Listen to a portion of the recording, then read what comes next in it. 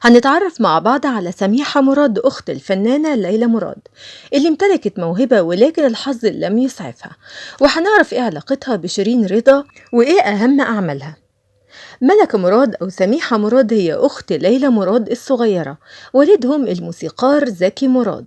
ما خدتش حظها من الشهرة في مصر لأنها هجرت واحترفت الغنى برا مصر، وسجلت أغانيها على اسطوانات، وسجلت كمان أغنية الحب كده لأم كلثوم بصوتها.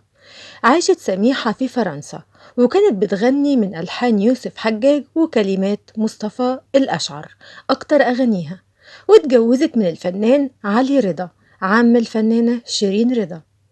هاجرت سميحة للولايات المتحدة برغم من ثقل موهبتها، إلا إن الحظ لم يحالفها زي ليلى مراد، فحاولت اقتحام عالم الغنى والشهرة ولكنها فشلت.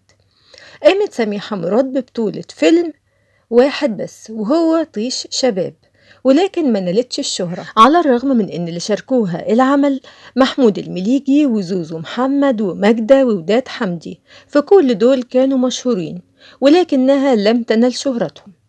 ماتت سميحة مراد مغمورة في أمريكا في سنة 2007.